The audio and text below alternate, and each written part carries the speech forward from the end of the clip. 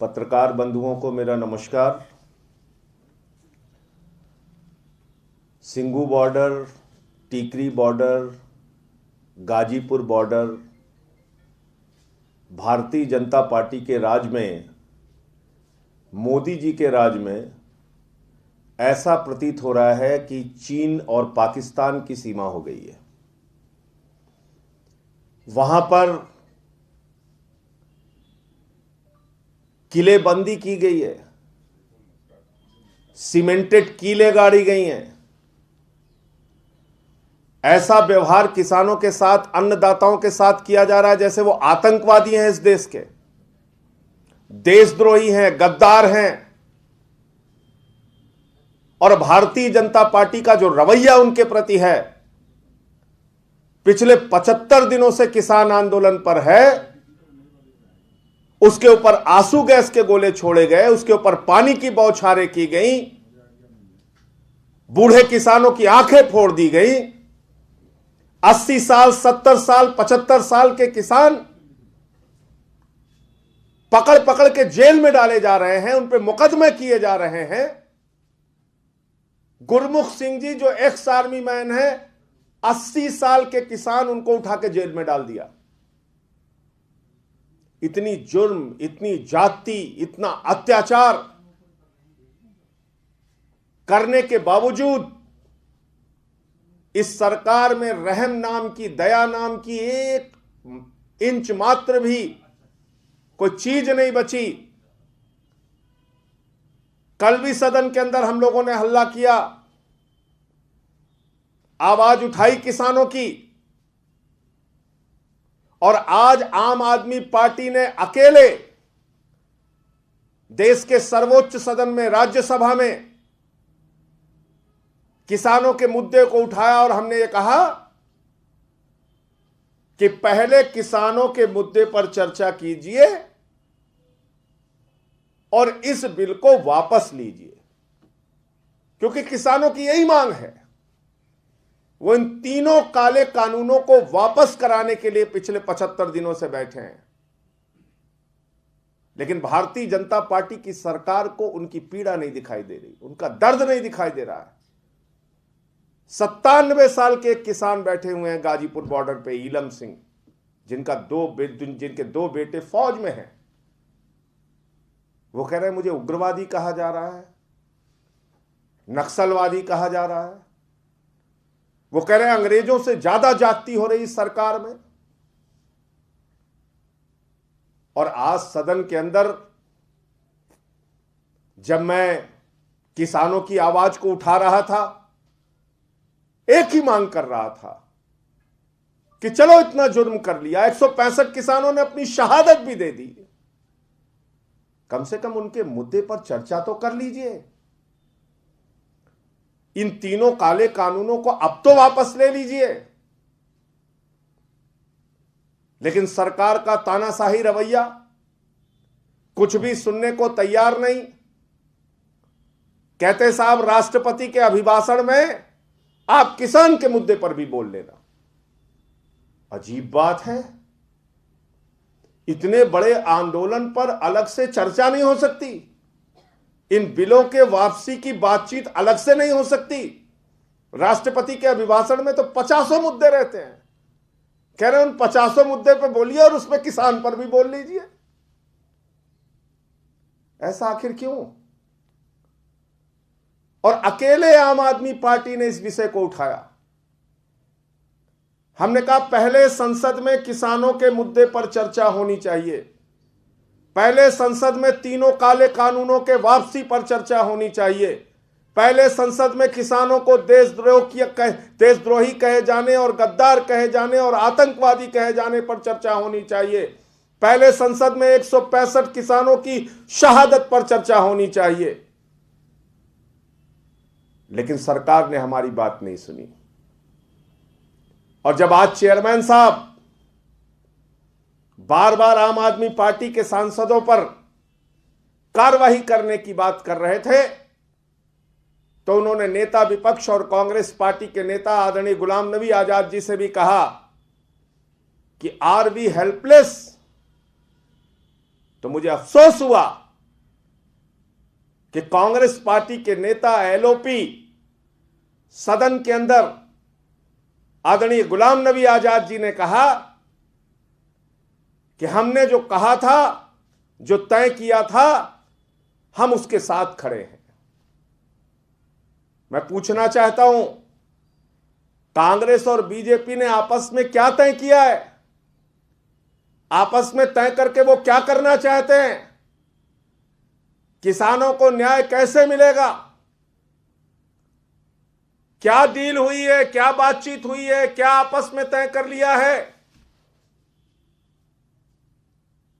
क्या कांग्रेस इस बात से सहमत नहीं कि किसानों के मुद्दे पर अलग से चर्चा करके तीनों काला कानून वापस होना चाहिए?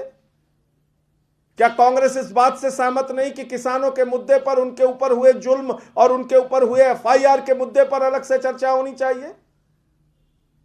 राष्ट्रपति के अभिभाषण में 50 मुद्दों पर चर्चा के साथ एक मुद्दा किसान का चर्चा कर लो, इससे ज्यादा हास्यास्पद और इससे ज्यादा लोकतंत्र में तानाशाही का कोई उदाहरण नहीं हो सकता। तो आज जो सदन की कार्रवाई है और चेयरमैन साहब ने एलओपी साहब से जो सवाल किया कि क्या सदन आम आदमी पार्टी के लोग नहीं चलने देंगे, उस पर जिस भरोसे के साथ आजाद साहब ने भरोसा दिलाया कि जो हम लोगों ने तय कर लिया है हम उसी के साथ खड़े हैं, तो मैं पूछना चाहता हूं कांग्रेस और बीजेपी ने क्या तय किया है? आज वहां 3-3 सांसदों को मार्शल उठा के हम लोगों को जबरदस्ती करके बाहर ले जा रहे हैं और पूरी की पूरी कांग्रेस पार्टी खड़े होकर तमाशा देख रही है।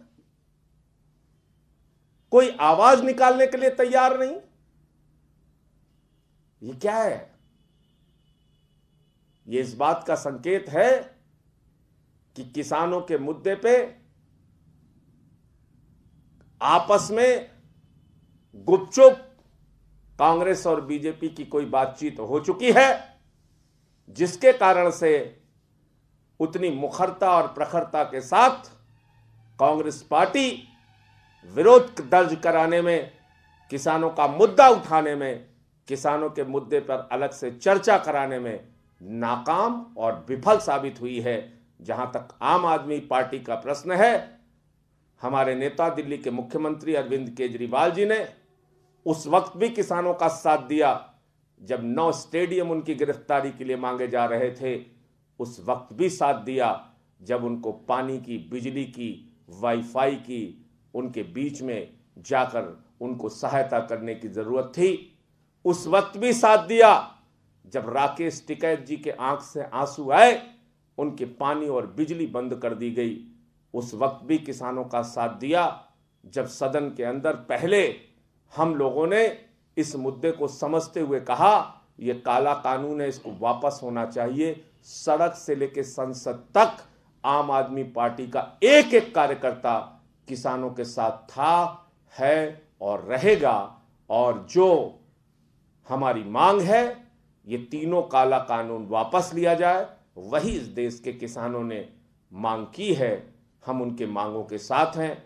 और आज जिस प्रकार से जिंद की महापंचायत में राकेश टिकैत जी ने साफ तौर पे कहा कि कांग्रेस की पंजाब की सरकार ने कहीं ना कहीं केंद्र की भाजपा सरकार का साथ देने का काम किया, यही बात हम लोग एक नहीं 1000 बार कह चुके हैं कि कैप्टन अमरिंदर सिंह की सरकार दरअसल भारतीय जनता पार्टी के इशारे पर नाचने वाली सरकार है। मोदी और अमित शाह के इशारे पर घुटना टेक कर काम करने वाली सरकार है। वो बात आज किसान नेता राकेश टिकैत जी ने भी कहा। तो मुझे इतनी ही बात करनी थी। आप लोगों के कोई सवाल हो तो आप पूछ सकते हैं।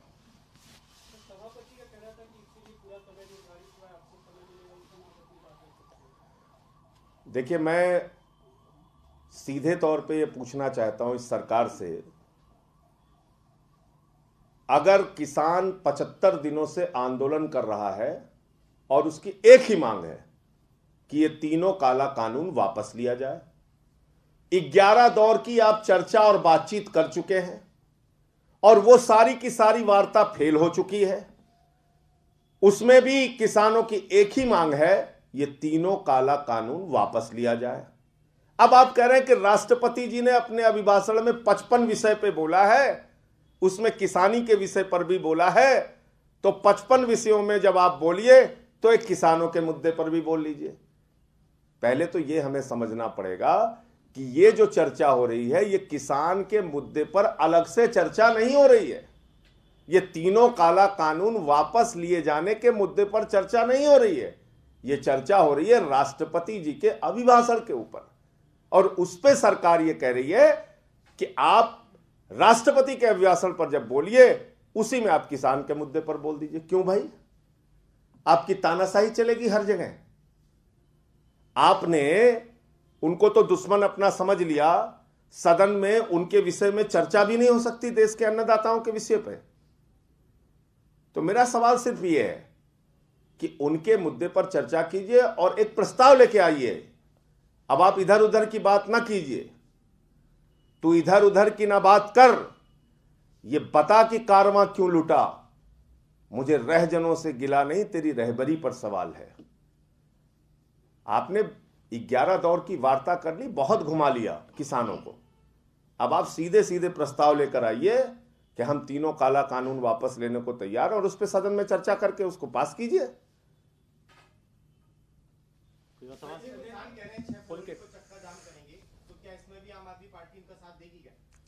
देखिए, ऐसा है कि आम आदमी पार्टी किसान के हर आंदोलन में उनके साथ खड़ी है। किसान आंदोलन आज उस स्थिति में पहुंच चुका है जहां पर पूरे देश के अंदर एक एक किसान, एक एक आम आदमी आज इनके आंदोलन के साथ खड़ा है। ये दुख की बात है कि भारतीय जनता पार्टी का विधायक कहता है इन किसानों को शूट कर देना चाहिए, ये आतंकवादी हैं, इनको हम जूते से मारेंगे। सुना आप लोगों ने लोनी के विधायक जो भाजपा के हैं उसकी बात। लेकिन जहां तक आम आदमी पार्टी का प्रश्न है, हमारे नेता अरविंद केजरीवाल जी और हमारी पूरी पार्टी पहले दिन से किसान आंदोलन के साथ खड़ी थी, है और रहेगी।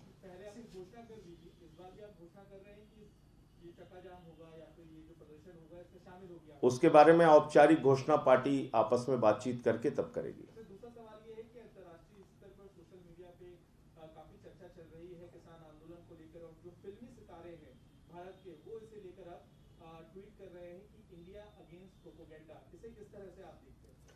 देखिए, ऐसा है, जो फिल्मी सितारों का आप जिक्र कर रहे हैं वो भाजपाई सितारे हैं, वो फिल्मी सितारे नहीं हैं। इतनी समझ आपको भी है और इतनी समझ हमको भी है कि वो किस प्रकार से भाजपा के प्रचार तंत्र में एक उनके कार्यकर्ता बन के शामिल रहते हैं। जहाँ तक अंतर्राष्ट्रीय समर्थन का प्रश्न है, हम अपने आंतरिक सुरक्षा के मामले में, हम दो देशों के मुद्दे पर कभी भी कोई अंतर्राष्ट्रीय हस्तक्षेप नहीं चाहते। लेकिन अगर कोई जन आंदोलन होता है तो पूरी दुनिया उसके समर्थन में खड़ी होती है। वो चाहे रूस का आंदोलन हो, वो चाहे जर्मनी का आंदोलन हो, वो चाहे अमेरिका का आंदोलन हो। अमेरिका में ब्लैक्स ने जब आंदोलन शुरू किया वहाँ पे, तो उसके समर्थन में भारत के लोग भी खड़े हुए।